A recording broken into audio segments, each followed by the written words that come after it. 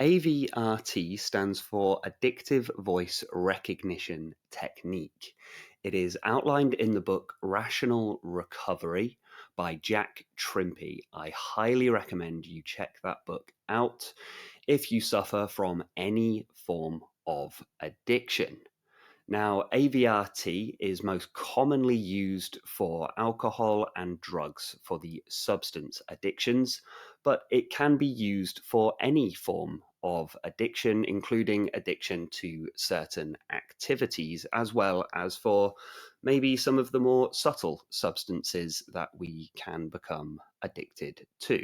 The subject of this talk today is how to apply AVRT to binge eating and food addiction, and could even be applied to just overeating in general. If you are trying to stick to a food plan, trying to lose a bit of weight, AVRT can actually be of massive, massive value for you and can be a very powerful tool in recognizing your own thought processes, recognizing where our urges come from, recognizing where our cravings come from, and how to circumnavigate this and how to overcome certain urges and cravings. Now, binge eating is actually a very serious, serious addiction.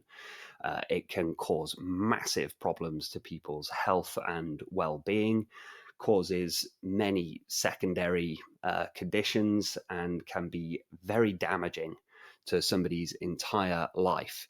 Now, my most popular video is on AVRT and how I used AVRT to end my alcohol addiction. I had a very, very severe alcohol addiction. I was an alcoholic for 10 years, tried various recovery methods to no avail. And then I came across Rational Recovery, read the book, and my addiction was over there and then. The moment I learned the AVRT method, the addictive voice recognition technique. And that video that I made on YouTube that details that has been my most popular video. And since then, I've had quite a few messages that come in from people asking me, can AVRT be used for things such as binge eating, food addiction, and many other addictions as well? And I've always tried to speak primarily to my own experience because naturally that's my own area of expertise is primarily with alcoholism. However, I did also used to suffer from obesity, although I wouldn't say I suffered particularly with binge eating as such. I did overeat, but it was all kind of tied up with the alcoholism.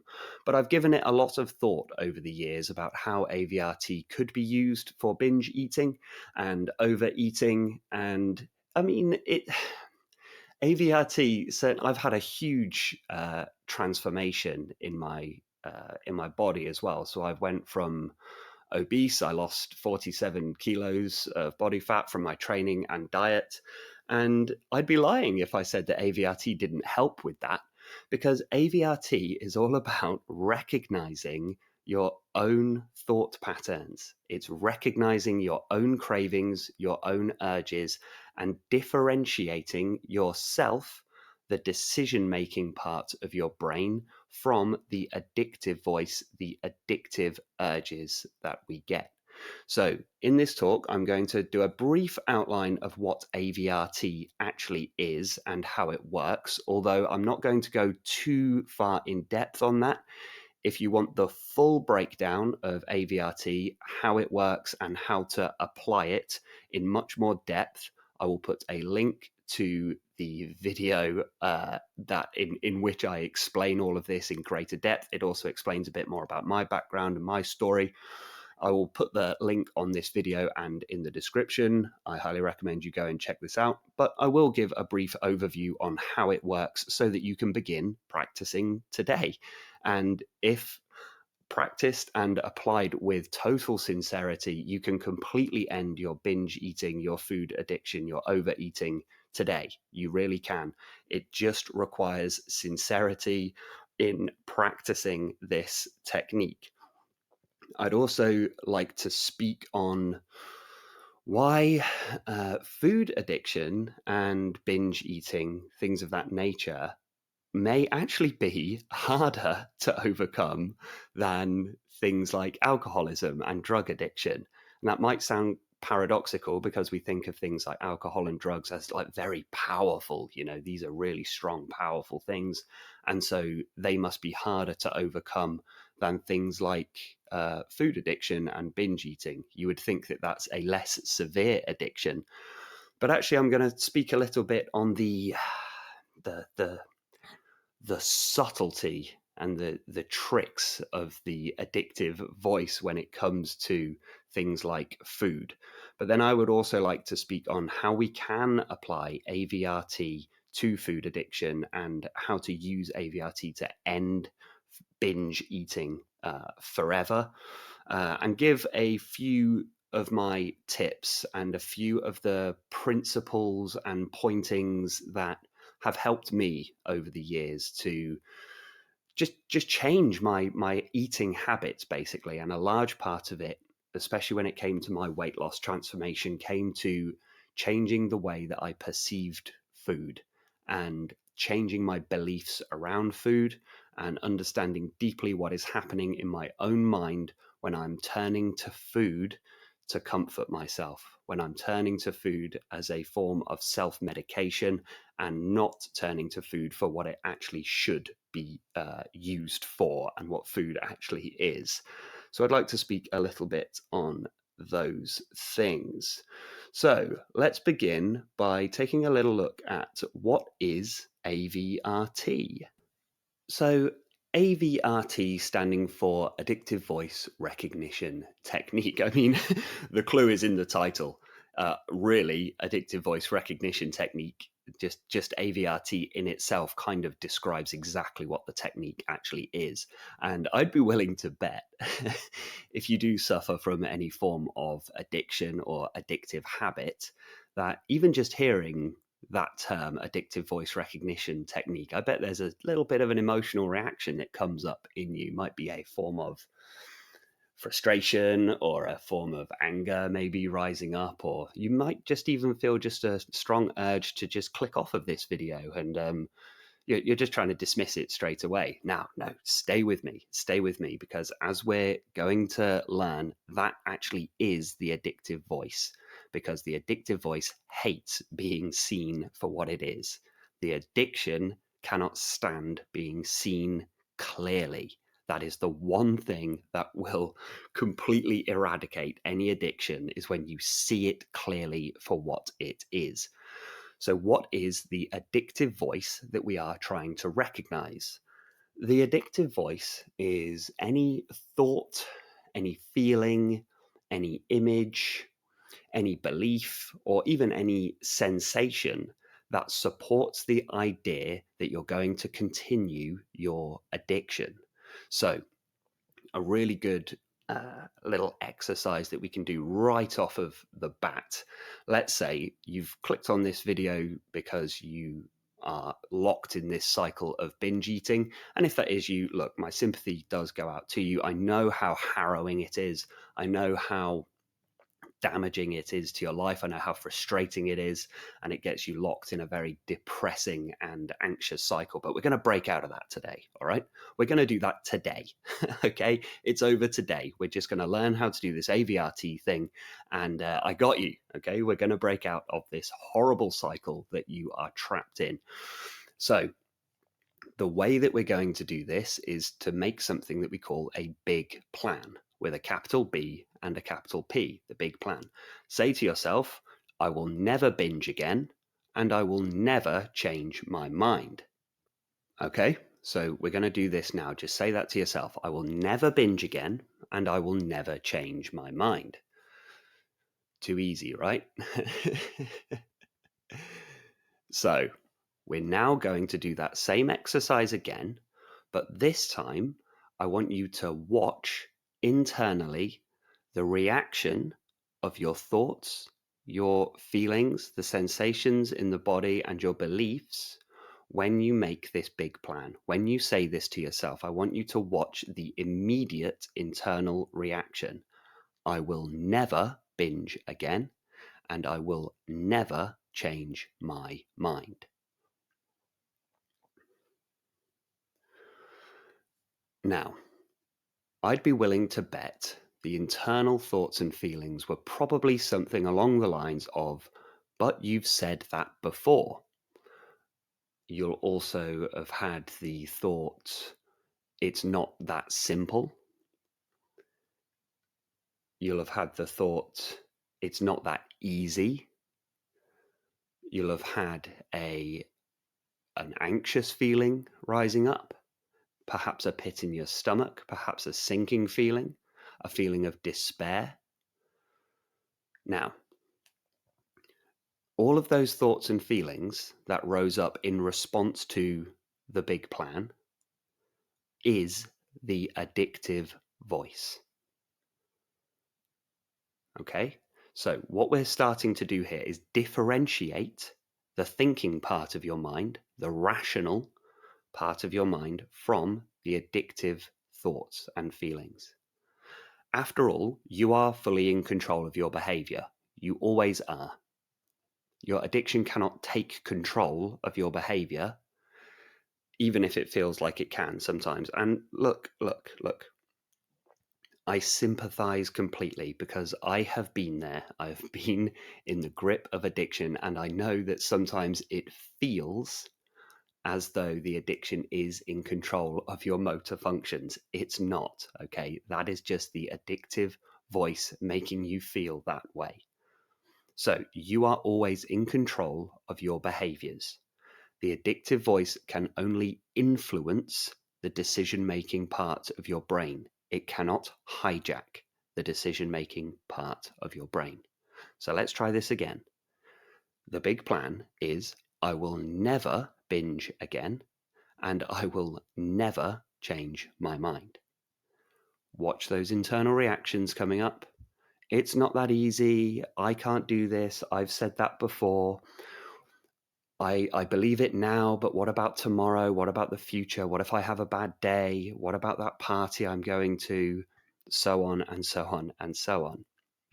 So the addictive voice is so subtle, but it becomes so obvious when you practice this technique enough. It becomes so clear what is actually happening in your mind that you cannot go back. You can't go back to the same cycle of food binging and overeating and all of the addictive habits relating to food. You simply can't go back because you have seen so clearly the addictive voice. Now, I imagine even hearing my words right now might feel quite uncomfortable, but it's not you that's uncomfortable. It's the addictive voice that's uncomfortable. Let's begin differentiating.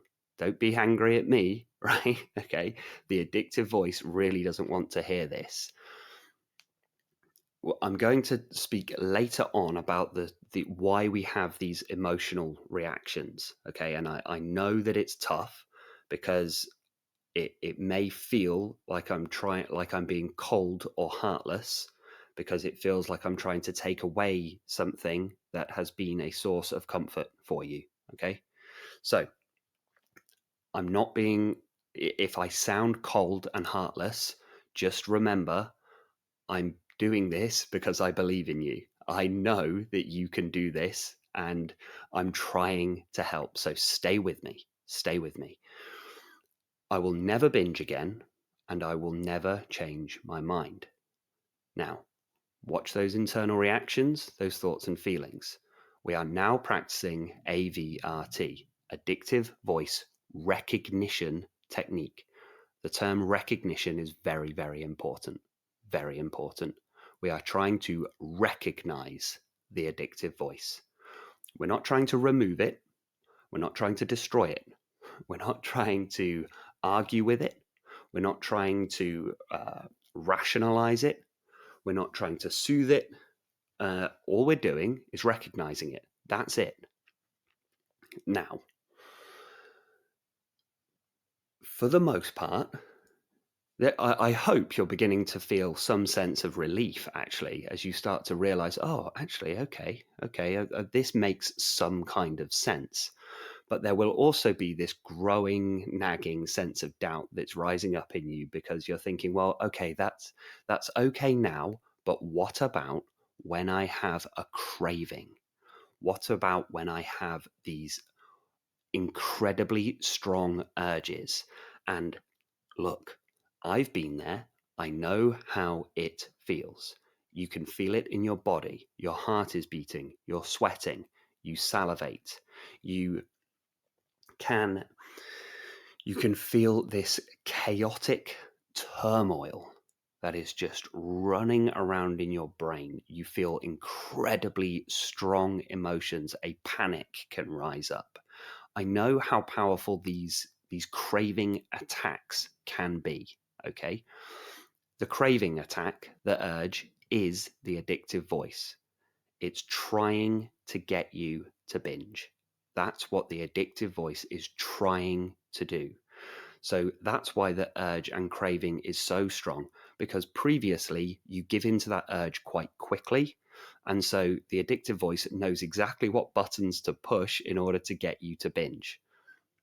When you begin to ignore those cravings and urges, and if you're on the process of trying to end this addiction forever and try to end this habit forever, then you will have come across this phenomena that you just feel this rising in you of a physiological reaction, the physical sensations in the body, as well as the mind, all of this chaos, this turmoil, and even your logic processing goes all out because, well, let's take a look at some of the things that the addictive voice tries here. It says, well, you've had a really stressful day today and it's been really bad. So what if you just, you just binge tonight, and then we'll start again tomorrow. We'll try this whole thing again tomorrow, but for tonight, we might as well just binge, right? That's the addictive voice. The addictive voice will also say, this craving is too uncomfortable and absolutely unbearable. There's no way out of this craving other than by giving in and binging. You're just going to feel this craving, this discomfort forever if you don't binge. That's the addictive voice.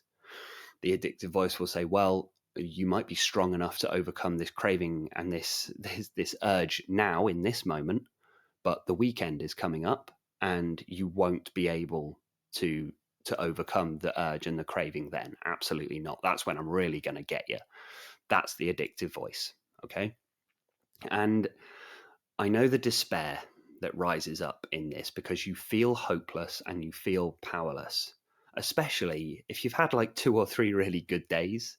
You've really been on it, and you start to feel that glimmer of hope, and then you feel the craving rise up, and you get this pit in your stomach, this sinking feeling of, oh, here we go again. Here we go again. I thought I'd beaten this. I thought I'd done this. And here comes that same old familiar feeling, this craving, this urge that rises up. What am I gonna do? Not again. Not again. Right. All of that is addictive voice. All of it. The whole thing. The despair, the feelings of hopelessness, because it's very convenient for the addictive voice. Hopelessness and powerlessness. Well, that's very convenient, isn't it? It's like it wants you to feel powerless. It's like in many ways, imagine like an abusive relationship. It's all about taking power away. That's what the abuser wants to make somebody else feel hopeless and feel powerless so they have control over them, right? They want it that if to have control over somebody is to make them feel powerless and feel hopeless, to increase the negative feelings in them. Oof. So that they are easier to manipulate and easier to control. That is what the addictive voice is doing. Okay?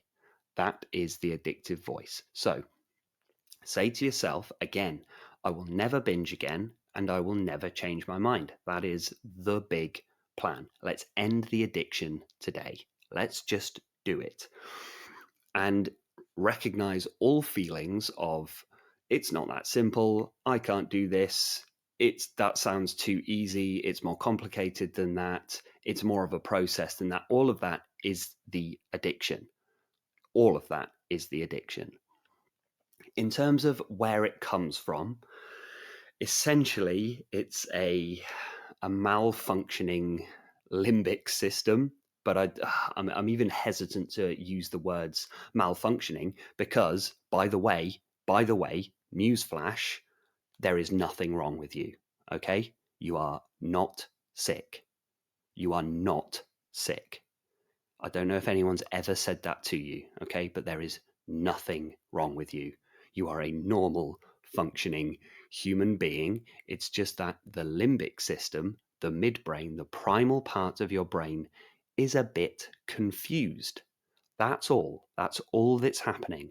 There is no great, massive problem in your brain chemistry. There's no big problem in your body or anything like that. You have a normal body and a normal brain.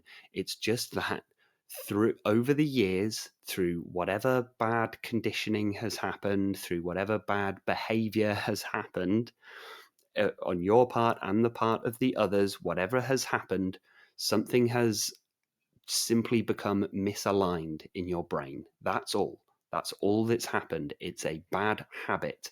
And the good news there is because habits can always be changed. A habit is just behavior, and behavior is changeable. I won't go too much into root causes and the biology and the brain makeup and things like that, because actually it's not as important for this talk. If you do want more of that understanding of what's going on in the brain, I would recommend my other AVRT videos, because that's where I go a little bit more into things like the brain structure and why we have the addictive voice in the first place. But for the purposes of this talk, what I'd like to speak about first is actually why I think actually food addiction and binge eating and overeating might actually be a more difficult or seemingly more difficult addiction to overcome than something like alcoholism and something like drug addiction, even things like heroin addiction and things like that. I actually think binge eating and overeating might actually be a harder addiction to overcome. Now, I have to be a little careful here because the addiction and the addictive voice loves the idea that the addiction is hard to overcome. And actually, once you've learnt this technique, AVRT, it's not difficult to overcome at all. It's a clear recognition and a clear seeing of the mechanism that is keeping you addicted. So when I say that binge eating and food addiction might be a more difficult addiction to overcome, what I mean is there's a few things that it's going to be a slightly different approach. It's just necessary. It has to be by the nature of what we're dealing with here. Because with alcohol and drugs, the thing is, you can quite clearly see that you don't need alcohol and drugs to live. It's so obvious that you take a look at your addiction, and it's almost easier to recognize the AV sometimes when it comes to alcohol and drugs, because the addictive voice is trying to make out like you somehow need alcohol. And obviously that's not true. So it's perhaps a little more simple when it comes to ignoring the addictive voice when it comes to drugs and alcohol, because no matter what it tries in order to get you to decide to drink or use again, it's demonstrably false, because you can obviously very naturally, safely, and healthily simply cease using any alcohol or drugs whatsoever. Now, I think you can probably see why this could be potentially a bit trickier when it comes to food, because the hard fact is you have to eat, you know, and I can sympathize with why that could make food addiction, binge eating, and overeating can be a lot trickier. or at least seem trickier, because addiction is like this. It's quite nuanced, and sometimes you can see, although it appears difficult, all that's needed really is understanding. It's just all that's needed is a deep level of understanding. And once we see that, because it's going to become about differentiating between healthy eating habits and addictive eating habits. And once you can separate the two, at the moment, they might feel a little bit enmeshed and a little bit stuck together.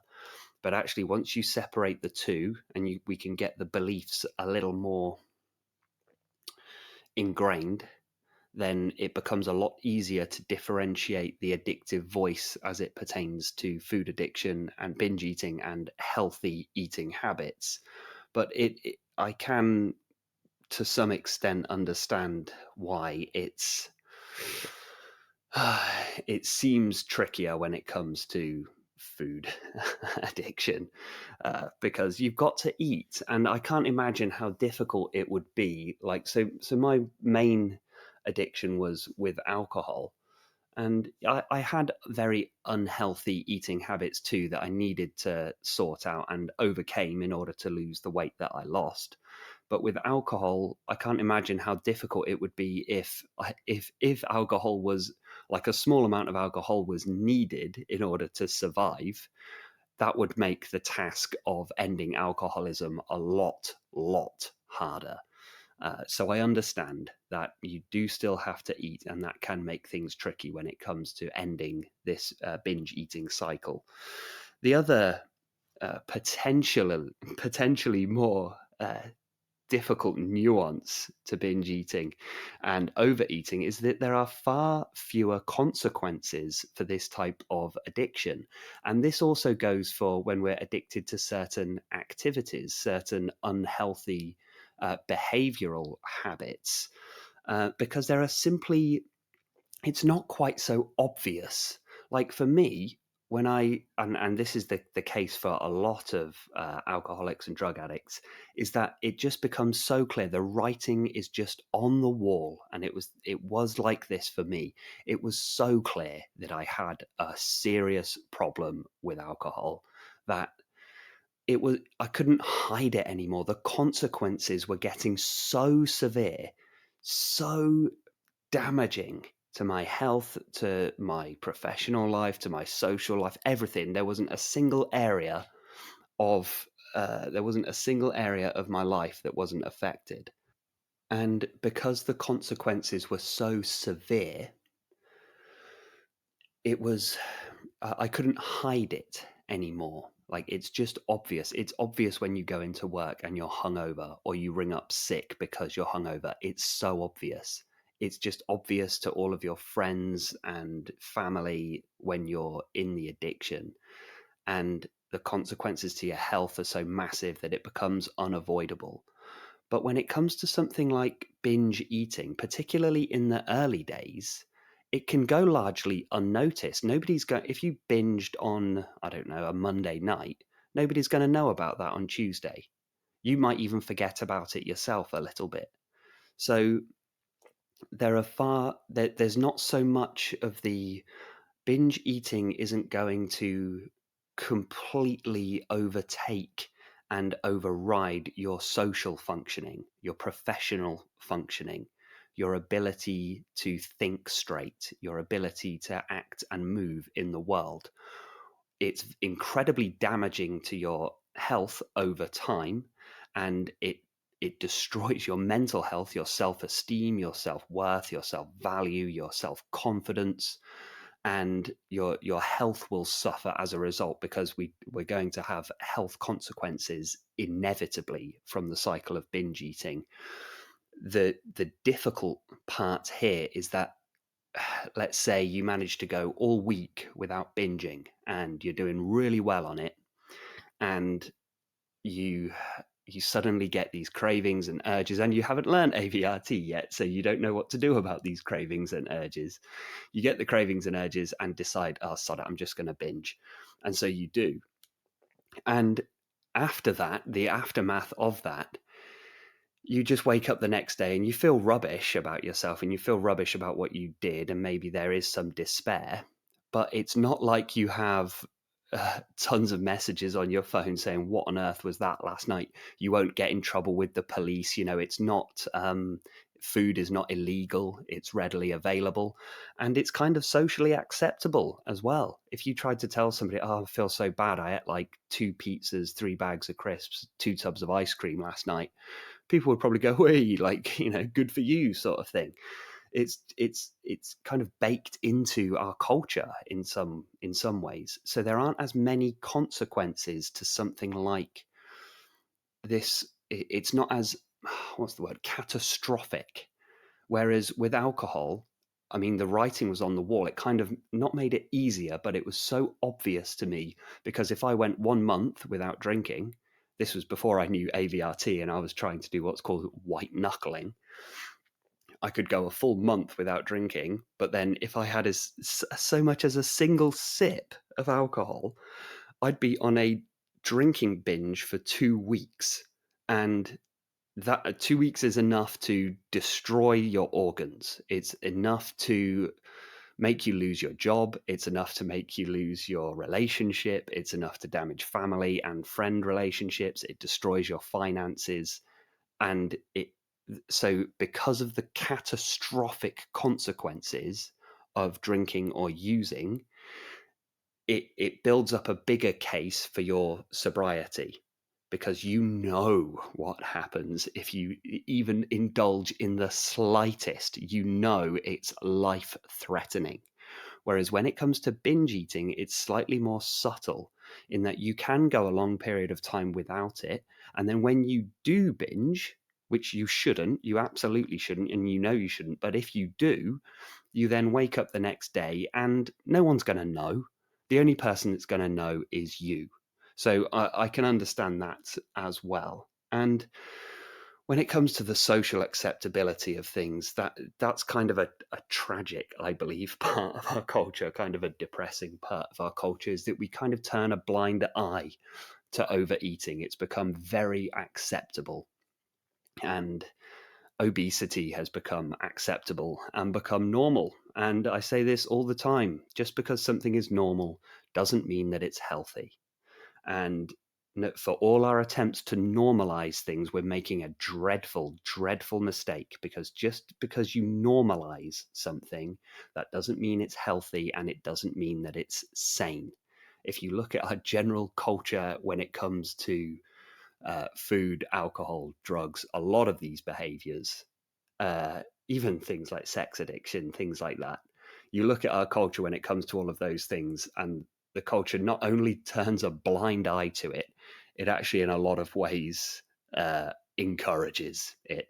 It's a consumer based society, and consumer based societies want you to consume and then manipulate you into believing it was your idea.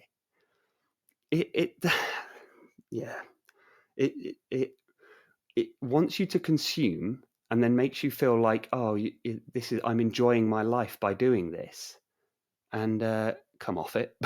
You're not.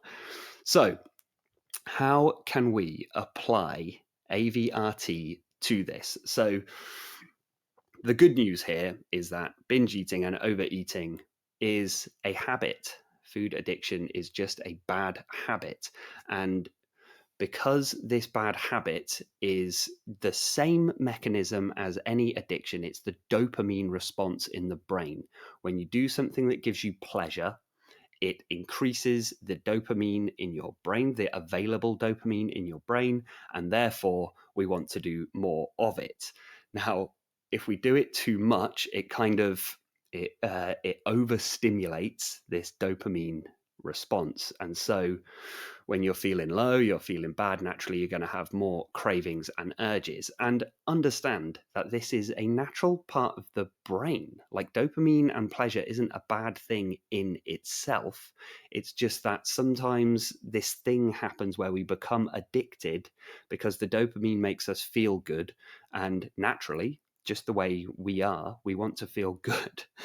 It's not really that complicated. So How can we use AVRT, addictive voice recognition technique, to end these food binges? And let's do it today. Let's do it today. So let's reaffirm that big plan. I will never binge again, and I will never change my mind. I'm going to stick with the binge eating behavior as the primary addiction that we're trying to change here. But feel free to adapt that big plan depending on the nature of where you're struggling with food. So it could just be the general overeating, it could be food addiction, could be using food as a crutch, using food as a form of self-medication. Whatever the pattern is for you, adapt that big plan. And all we have to do is say to ourselves, I will never binge eat again, and I will never change my mind, and then watch the internal reaction in your brain and in your body about what the response is. Now, that response is your addiction. It's not you. Even those thoughts and feelings that are saying, yes, but you've said this before, you'll never be able to do this, you'll never be able to overcome this, it's not that simple. All of those thoughts, even the nervousness and the fear about going back to that behavior, that is the addiction, because the addiction wants you to believe that you are powerless. But you do have power. You have all of the power. As we're about to find out, it's the addiction that's powerless. The addiction cannot control your behavior. You are always the one who is in control of your behavior, always, at all times. The craving, the urge can be very strong, can be very powerful, but understand that a craving and an urge is just a feeling. And a feeling is just a feeling. I know it's strong. I know it's tough. I know it feels like you're under some kind of intense attack. It's about recognizing what's happening and understanding you are in control. You have the power. The addiction does not have the power. A craving is just a craving. An urge is just an urge. And understand that everything is temporary. Everything. If you stay strong in your big plan, you stay affirmed, no, I'm not going back to this behavior. This behavior has damaged me for long enough. I do not deserve the consequences that come from this. I do not deserve to be in poor health. I do not deserve to be out of control of my own behaviors and my own actions. Actually, I want the best for myself. I want the best for my health. I want the best for my life. And I do not want to be continuing this cycle of binge eating because I'm better than that. And I want to tell you today, team, I want to tell you today, you are better than this. You are. You are more than capable. You are more than strong enough to do it. No matter how long it's been going on, no matter how severe it seems, no matter how tough it seems, all of that is just the addiction. It is not the real you. The real you is more than capable of dealing with this and dealing with this today, right here, right now. I will never binge again, and I will never change my mind. Now, your mind is probably riling against this, and probably there's lots of thoughts and feelings that will be coming up. I understand this because there's a lot of emotions tied up in our relationship to food. A lot of emotions, very deep, primal emotions that are all tied up in our relationship to food. But I'm trying to help differentiate the addictive thoughts, feelings, and emotions from food so that we can move into a healthier space with food. I'm not trying to take away any joy or comfort from your life. That's not what I'm trying to do. I'm trying to remove the addiction from your life. Okay. Plenty of joy, comfort, and love relating to food is coming. It is coming. You can enjoy a healthy relationship to food again in future. But right now, we need to really go hardline on this, because if you don't sort this out, it can kill you. It can. And if we don't sort this out soon, we might reach the point of no return. But we're not at that point right now. The point we're at right now is that we're about to fix this once and for all. Okay. I will never binge again. I will never change my mind. The key is recognition. It's right there in the title. Addictive voice recognition technique. Begin to watch your thoughts and feelings, and you will very quickly begin to see which thoughts and feelings support the idea that you're going to binge again. This could come in the form of, sometimes it's just really obvious, like you've had a long day at work, you've eaten quite well that day, you're on the bus on the way home, and you can smell the fish and chip shop that comes in through the window. And naturally, you start thinking, oh, I could go get that thing that I usually get. And this is quite obvious, right? So let's say you've already got your meal planned for that night. You're going to have, let's say, spaghetti bolognese, and it's not a binge. That's just your meal for tonight. You have spaghetti bolognese planned, but now you've smelt the fish and chip shop. And let's say in this example that fish and chips is actually the problematic food. That's your binge eating habit, is to go and get enough for like 3 or 4 people from the fish and chip shop and just binge on that all night. And now you've smelt that fish and chip shop, even though you have bolognese planned. Yeesh. Now we are about to have this huge rising up of addictive voice activity. It's going to come very strong, very powerful. You're going to feel it in your body. You're going to feel panic rising in your mind because you're saying, no, I'm doing better now. I'm on the bolognese thing. I'm not on the fish and chips thing. This is AV activity 100%. It's going to make you panic. Now, why would it make you panic? Because the panic implies that you're going to binge. Okay? The panic, the fear of the binge has a hidden implication. The implication is that it's possible that you're going to go and binge. Please understand this on a very deep experiential level. Fear is always a liar, always. Fear often masquerades as logic, you see, because logically, this is the conventional way of thinking about this, which is a very foolish way of thinking about this, would be to say, well, if I got a different bus home that went on a route that avoided the fish and chip shop, then I wouldn't have this craving.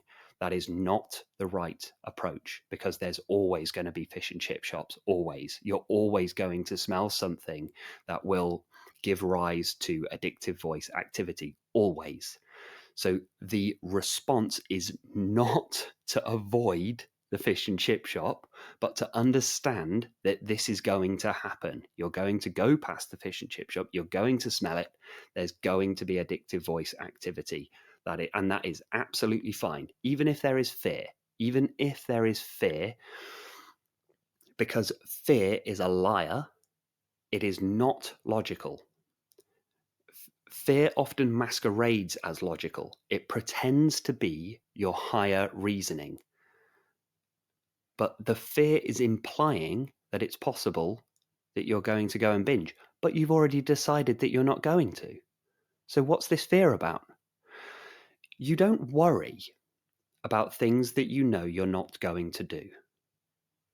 This is crucial, deep understanding right here. You don't worry about things that you are not going to do. You don't worry about going home and drinking a bottle of bleach. That's not a concern for you. You know that would be catastrophic and deadly, okay? But you don't worry about it happening. Why don't you worry about it happening? Because why would you do that? You know, I'm not going to do that. And that's why there's no fear. There's no emotional reaction that rises up at that prospect, the prospect of drinking a bottle of bleach, because you know it's not going to happen. I'm not going to do that. Why would I do that? So there's no emotional reaction. But when you smell the fish and chips and you get worried that you're going to go and binge, what's actually happening there is the addictive voice is setting you up. It's setting you up and saying, because it's possible, because you've gone and done it before, therefore it's possible. But we're changing that now. We're changing the behavior. You recognize the addictive voice for what it is. The addictive voice will bring up images in your mind of you going into the fish and chip shop, speaking to the person behind the counter. You will pre-feel the despair, the dread, and the elation, the excitement. All of those things, you were worried about all those things throughout the day. Now you're suddenly not worried about those things anymore because your mind is now locked in on getting these fish and chips. And the elation and the excitement and the sort of, oh yeah, I could do this. I'll feel really good when I do this. That is quite obviously the addictive voice. Quite obviously the addictive voice.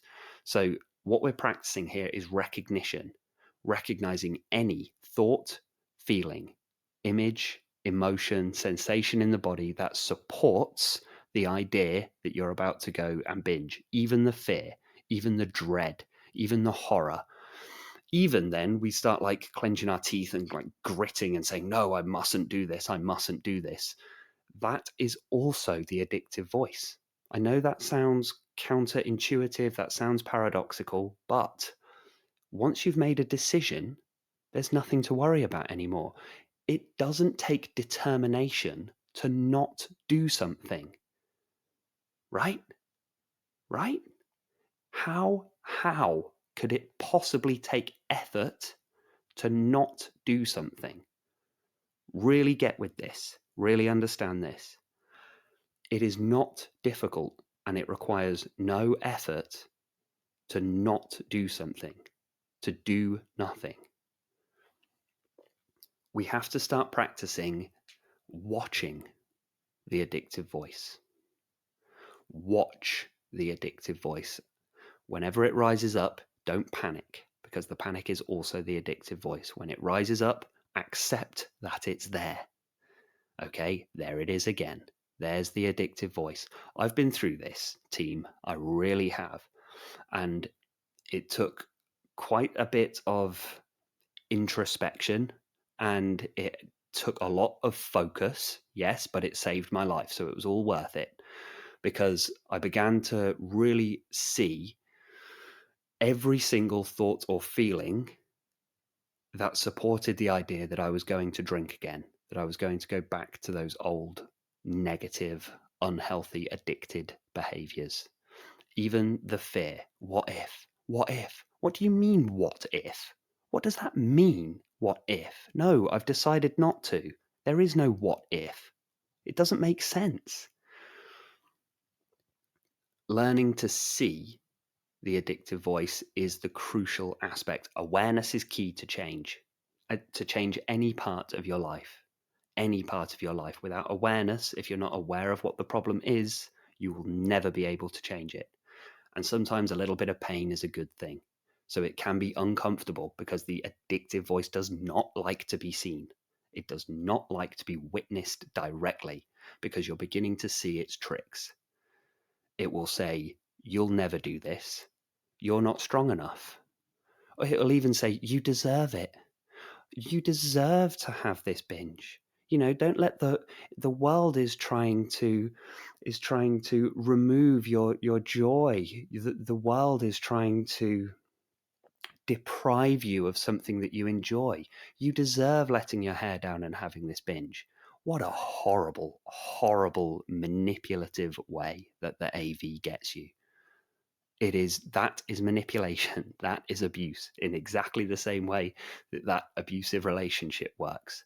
But understand, you have the power. It's trying to take your power away, and it will do so in very overt ways. You'll just have an image of your favorite binge food, or it'll do it in very subtle ways and just creep in throughout the day and say, you're feeling hungry today, you're feeling stressed today, and it starts setting up this pattern of behavior. It starts setting up the craving for later on. Just keep watching those thoughts, and sooner or later it becomes so obvious. It's an effortless technique. So the key is recognition. An urge is just an urge. A craving is just a craving. Recognize what's happening. And in terms of then what do you do with your behavior when this is coming up? Do anything. Do anything else. Just, it does help to go and do something else, I find. You don't need to, but I find it helps to just get out for a run, get out for a walk, go hit the gym, even just watch something on TV, do something with your hands, go and enjoy your life, go and actually enjoy your life. Don't shut yourself in with binge food. That's not enjoying your life. No matter how much your addiction tries to tell you that it is not you enjoying your life. Go and do anything. You are now free. You are now free from your addiction. Go and enjoy literally anything else on earth. When that addictive voice rises up, you say, nope, not buying it. I'm going to focus on something else, something that is healthy, something that I do enjoy, something that will bring value and health and love to my life. That's it. Simple as that. The next little tip, I've got three here. So the first one here is that the key is recognition. So understanding that recognition, and when we do recognize it, just go do something else, do something enjoyable, something fun, something compassionate towards yourself, something healthy. Go hit the gym, go for a run, just drink some water, call up a friend, just work on some of your projects. Just do something else and just ignore the voice, ignore the addictive voice whilst you work on improving the rest of your life. But don't feel like you have to improve your life in order to stop the addiction. It doesn't work that way around. By enjoying your life, you are overcoming the addiction. And you can do that today, right here, right now. Just start enjoying your life, move on. It's over. It's over. It's time to move on. So the second tip here is we're going to differentiate. We're going to differentiate binge behavior from normal eating behavior. And this also goes for overeating as well. Overeating, food addiction, not being able to, feeling like we can't overcome some of our more negative habits. Maybe it's like snacking. Maybe you eat healthily 80% of the time, but you keep having all these snacks throughout the day. And the addictive voice tries to mix up the binge behavior and the unhealthy behavior with the normal behavior and say that it's all the same thing. It's not. Obviously, it's not. Let's create this differentiation. Let's differentiate between the unhealthy behavior and the normal eating behavior. Now, you might say, but how do I do that? And I say, well, come off it. A little maturity is needed sometimes. A little maturity is just needed. Just sometimes all that's needed to improve your life is just have a quiet word with yourself and say, look, what do we think is unhealthy behavior when it comes to our food habits throughout the day? So in the morning, you have your porridge and a banana. Okay. I don't think anyone on earth would look at that and say, that's unhealthy, because it's not. Obviously, we all know that. That's great. That's perfect. Mid-morning, you have a family-sized bar of dairy milk. And then for lunch, you have a chicken salad and a wholemeal roll and a yogurt. Right. Where in there do we think that the unhealthy behavior was? Where do we think the less than helpful food habit was? Right? We know where it was, don't we? We know this. The addiction tries to hide it from you and tries to just kind of slip it in there and say, well, it's just one of those things. No, it's not just one of those things. It has to stop. So what we can begin to differentiate is this addictive voice from the actual healthy habits, because healthy habits are already there in your brain. When you feel hungry, you think, right, it's time for a bit of lunch. And you think, well, I've got my tuna baguette. And the addictive voice will say, oh, forget the tuna baguette. Let's go and get a Domino's. Let's go and get a KFC. Let's go get a McDonald's, right? So now we're differentiating.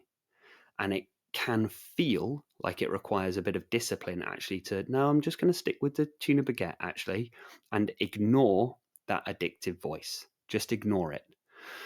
This helped me, actually. It really did, because obviously I've lost a lot of weight, and I kind of started applying AVRT to almost every area of my life, and certainly every area of my body transformation and my whole life transformation, because I came to understand this relationship between behavior and pleasure, and the primal base part of your body and brain is always going to be on the side of wanting more pleasure. And I started to notice how the voice in my head kind of works, because I don't want to hit the gym. It's raining outside, it's cold, I'm tired, I'm miserable. I don't want to hit the gym. I want to stay in and watch Netflix. But then I started to realize that, oh, actually, no, I've decided. I'm going to sort my body out. I've decided I want to get fit. I want to get strong. I want to get lean. So I don't care that the voice in my head is saying stay in and watch Netflix. That's not what I'm doing. Instead, I'm choosing to take the harder option, seemingly the harder option, and I'm going to go to the gym. About 5 minutes walking to the gym, suddenly I'm absolutely buzzing for the gym. I'm excited to go to the gym. And I think, thank the Lord that I did not listen to the addictive voice that wanted me to stay in and waste another evening watching Netflix. And then it also comes into when I was on my eating plan.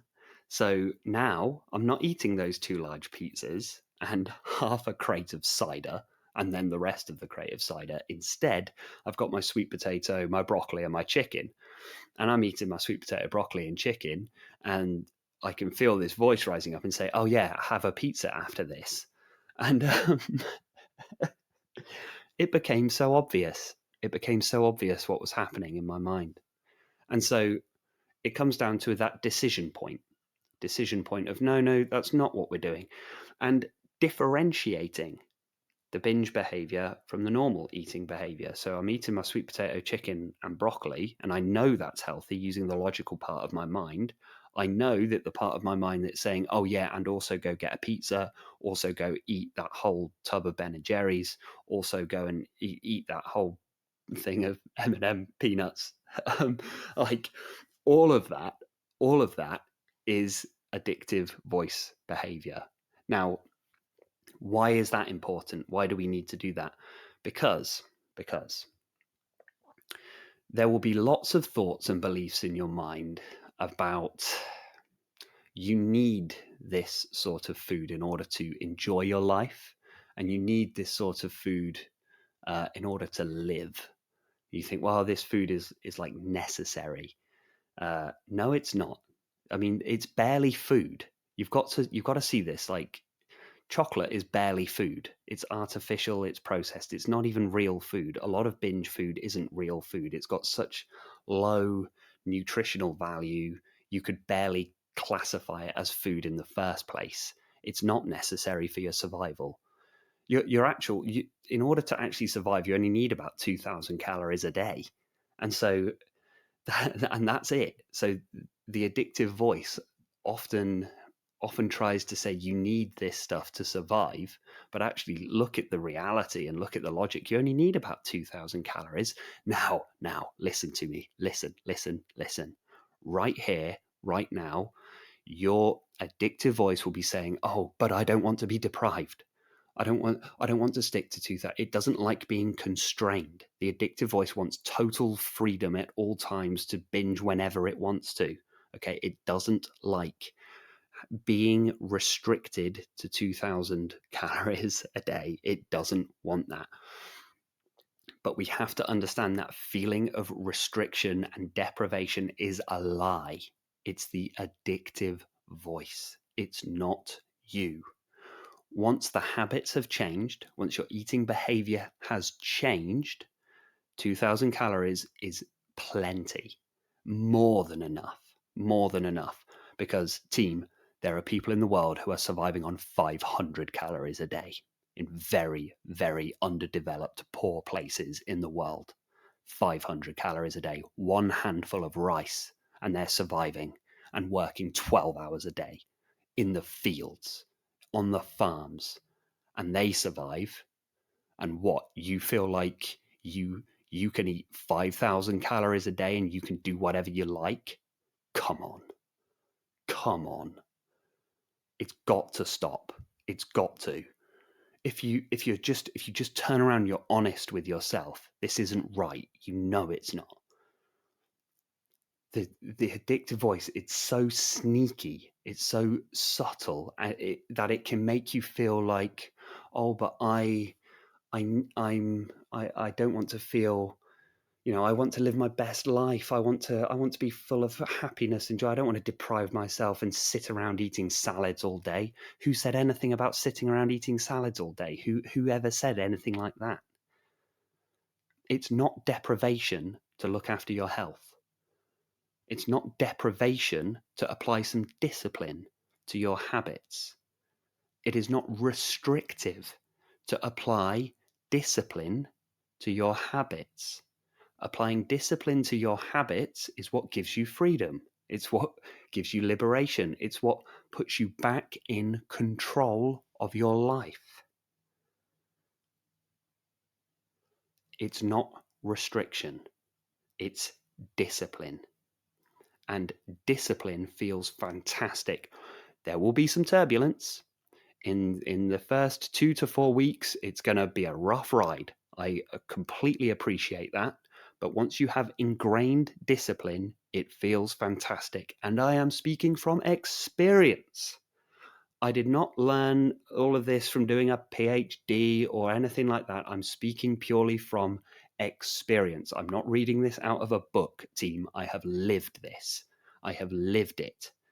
And I can tell you there is no greater feeling than being in control of your life. Give yourself your life back, because you don't deserve this binge eating cycle. And you have to start being honest with yourself. And you have to start looking at your own behaviors. And no more of this trying to delude yourself into thinking everything's fine when it's not, because it's only going to go one way. And you know this. No more delusion. It's time to really knuckle down. I don't care how many times you have tried and failed in the past. It doesn't matter. Try again. Just try again and again and again. And you're going to get it. Each time you try, you're going to deepen your layers of strength, your understanding, your intuition in yourself. You're going to understand this. And the more you do it, the easier it will become. But in the early days, it's going to take a drive. It's going to take a grind. And there's an internal grind that happens as well. But you will feel, it feels kind of one-sided against the AV to start with. You feel like you're fighting a losing battle. But the more of these little victories that you win, the more times you go, actually, no, I get it now. I get it. I'm going to stick to my bolognese. I'm not going to go eat the fish and chips. The more you do that, the more you start to build up self-confidence. And guess what comes with self-confidence? Self-worth, self-value, self-esteem, self-efficacy, which means the feeling that you are in power and you are in control of your life. The more your power and control comes in.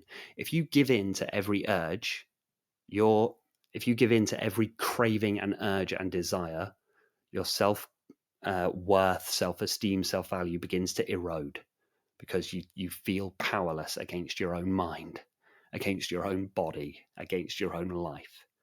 But the more we practice discipline and control, the more we feel this sense of confidence building up. You say, actually, no.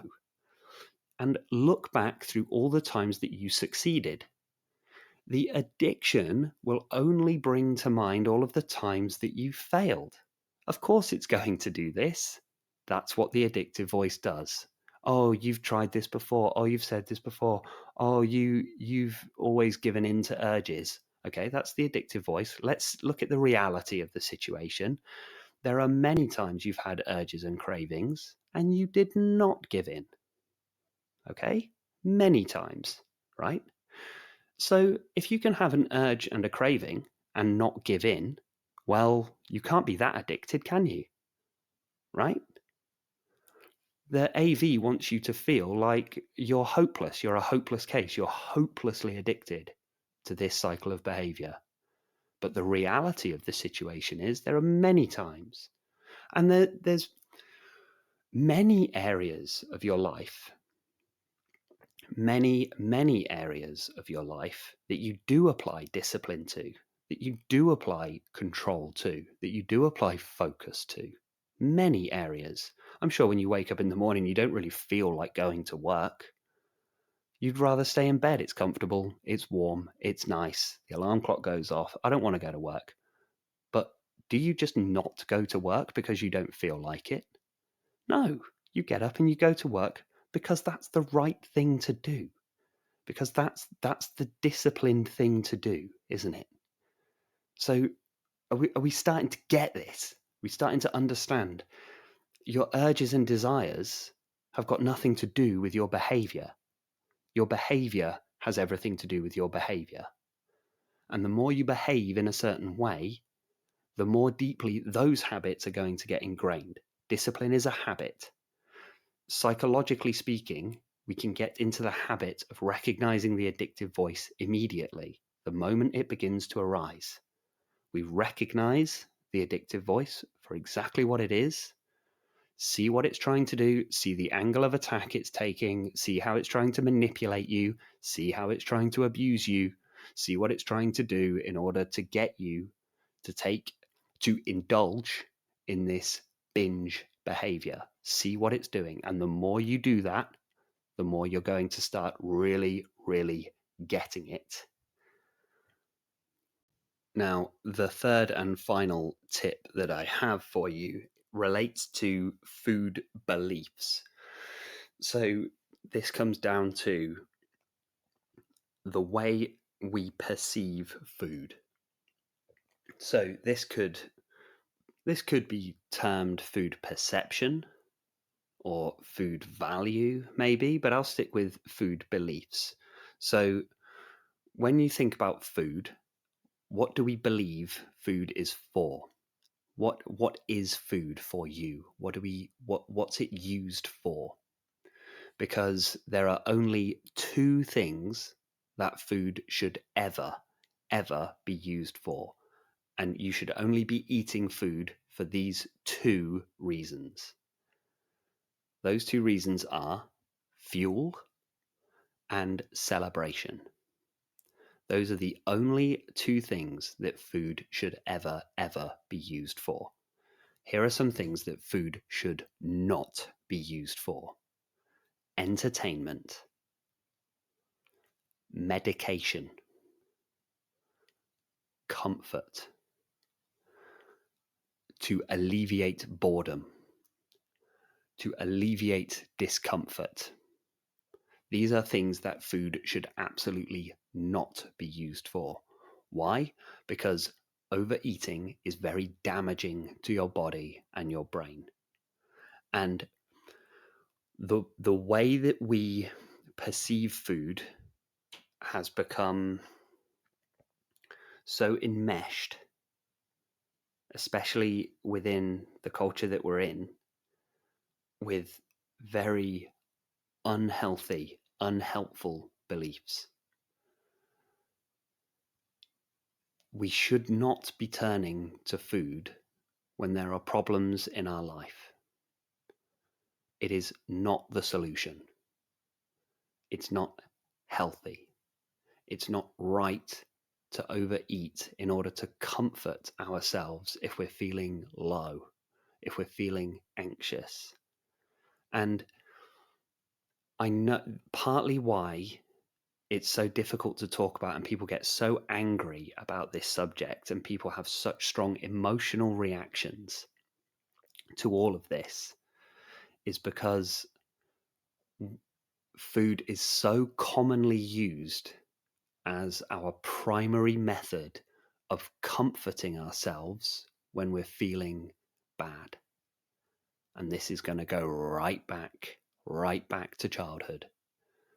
It was perhaps your only comfort at some point. And so when somebody comes along and says you should eat less, it feels like they're trying to take away the only thing that has brought you comfort and joy. That's what it feels like. But it's not true. Comfort and joy is available to you in so many ways in life, but food isn't one of the ways that we should achieve that.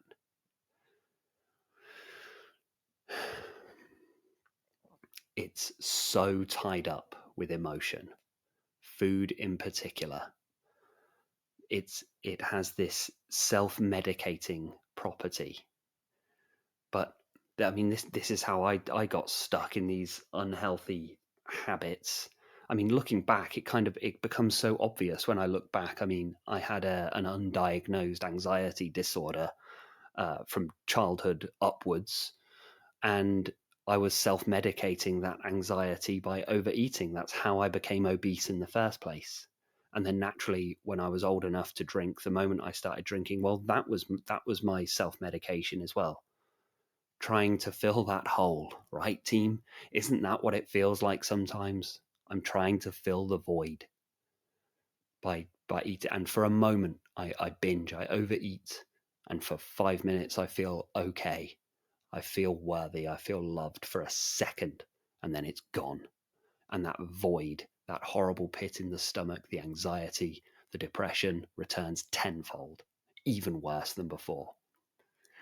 That's the cycle of addiction. Food should not be used as a comfort blanket. It should not be used as a self-medication for anxiety or depression.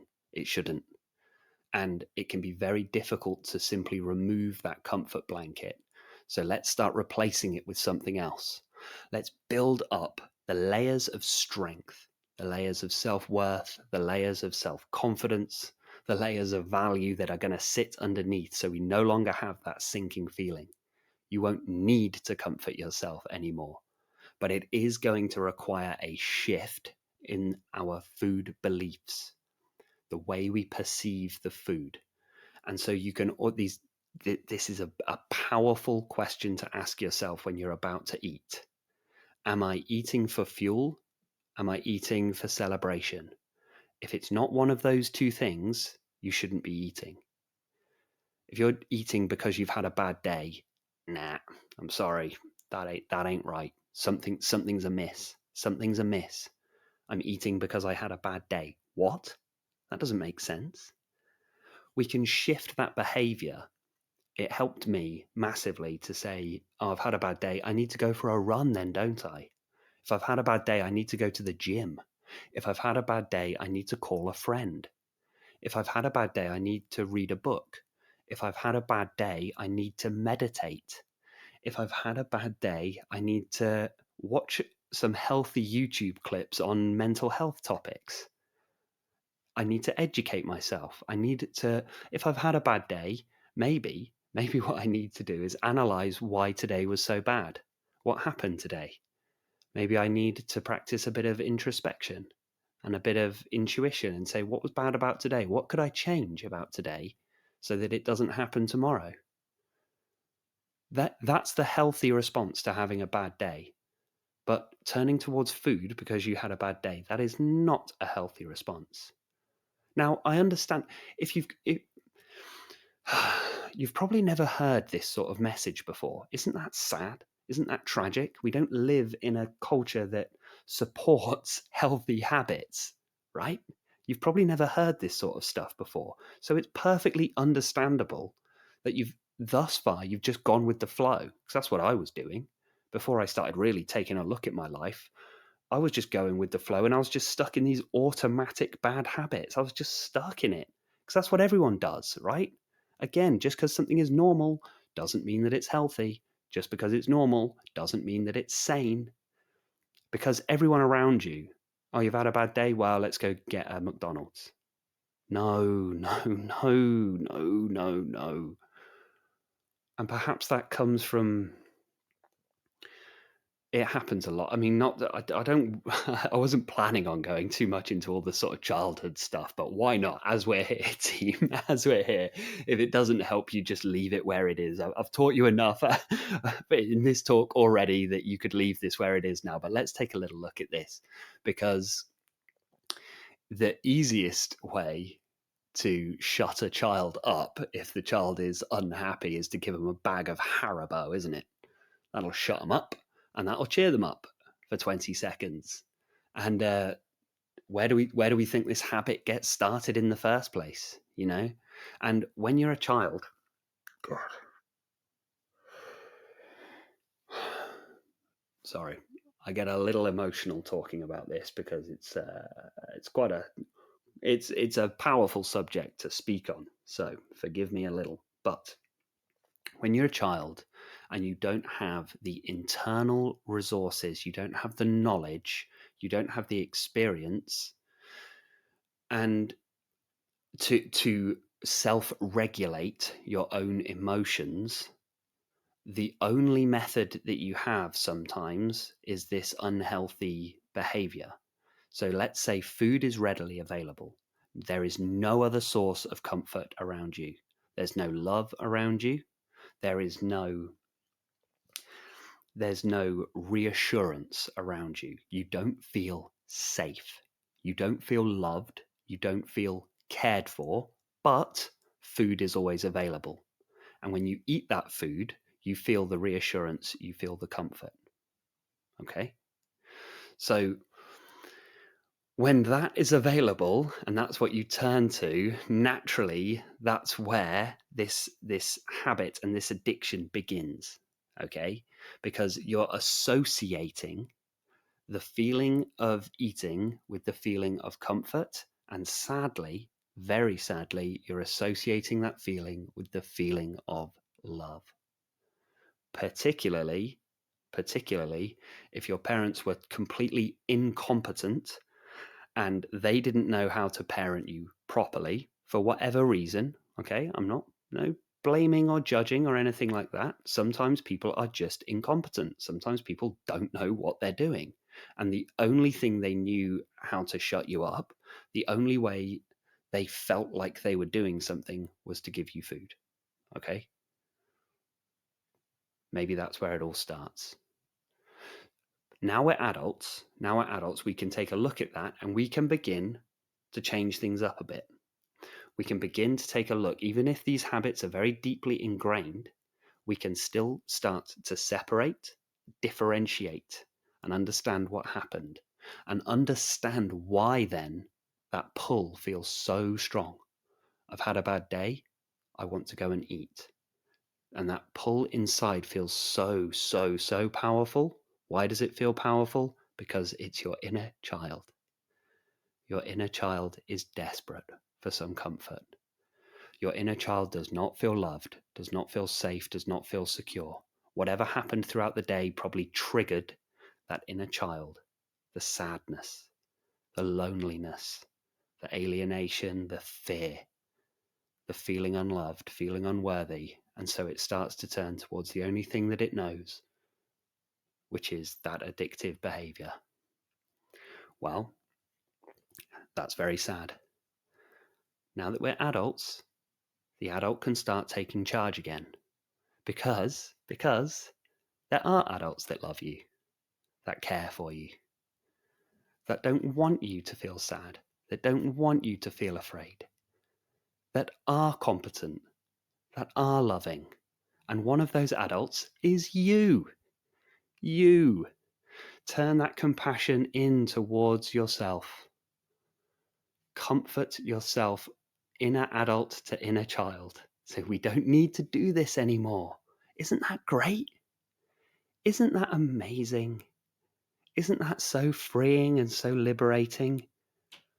To turn towards the inner child and say, look, we don't need to do this anymore. It's over. There's better ways. We found a better way. Don't worry about it. Yeah, Haribo's nice and everything, but it's not really for now.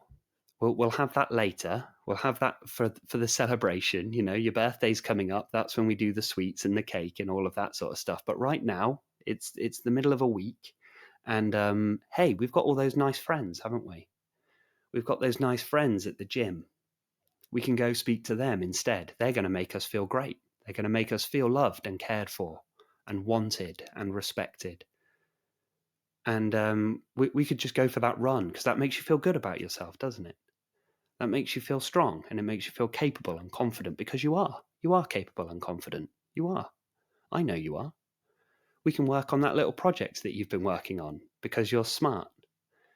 And you can look after your body and your mind, and you will feel comfortable and safe and secure. You won't feel deprived of anything, because there are healthy ways of healing that feeling of insecurity, that feeling of fear, the dread, the anxiety, the sadness, all of it. There are ways of healing that. But if we keep indulging and engaging with the binge, if we keep indulging and engaging with the addictive behaviors, it's only ever going to get worse, because we're not doing the healthy behaviors that will heal. We are doing the unhealthy behaviors that mask, that anesthetize, and that soothe. But we're not really that.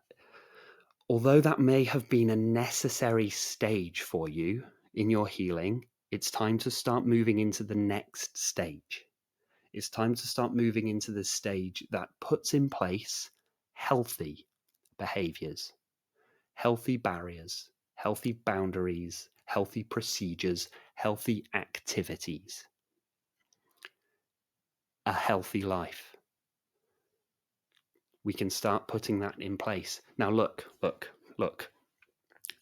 It's not easy. It's not.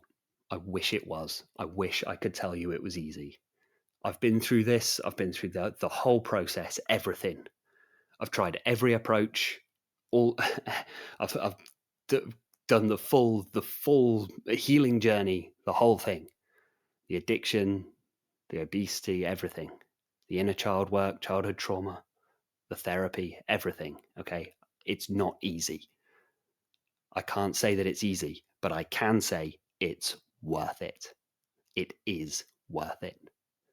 Because what awaits you is a life of freedom, a life of health, joy, happiness, true comfort, not fake, false comfort that comes from addictive behavior, but true, real love, true, real health. That's what awaits.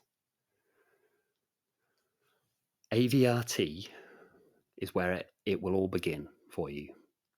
To begin recognizing the voice in your head that is not actually you. It feels like you.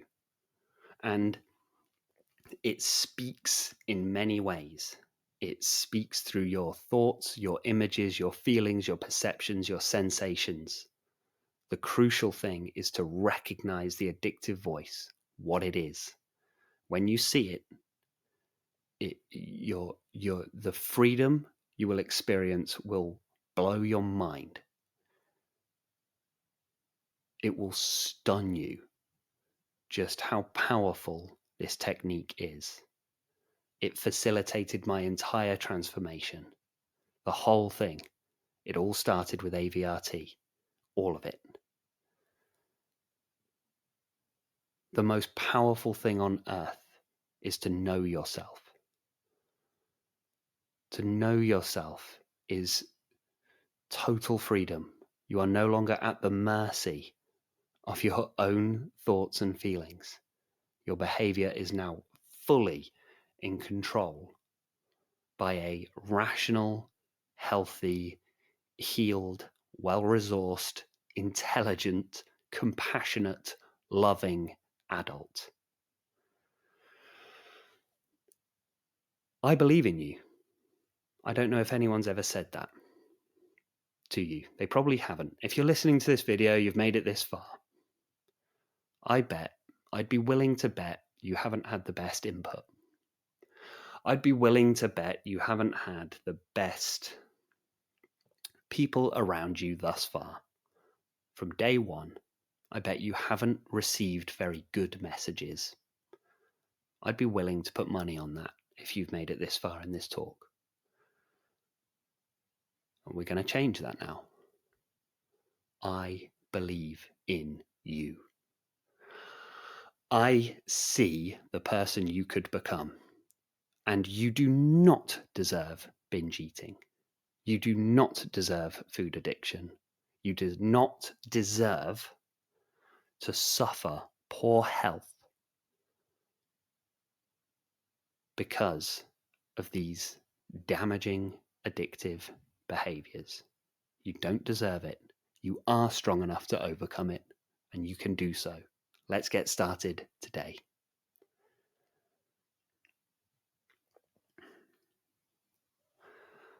That's everything I have for you today, team. That is AVRT for binge eating, food addiction, and overeating. I will do another talk on some of the other addictions that we can have. I've had so many messages from people suffering from various different activities and unhelpful behaviors, wondering if AVRT can help with that. To be fair, I'll probably be saying much of the same that I said in this talk, to be honest, because the AV always has its roots in the same thing. It's the dopamine system, essentially. So yeah, I'll do another talk on some more AVRT topics as it pertains to other addictions. You can connect with me on Instagram, Corin_Bryant_. Please remember to like and subscribe to this channel. You can find some of my talks, meditations, and my podcast on Spotify. You can follow me there. It's just under, it's The Power of Now What is the name of the podcast that I do. And you can find me on Facebook as well, Corin Bryant, meditation coach and personal trainer. That's everything I have for you today, team. Thank you so much for listening. Take care, be well, and stay present.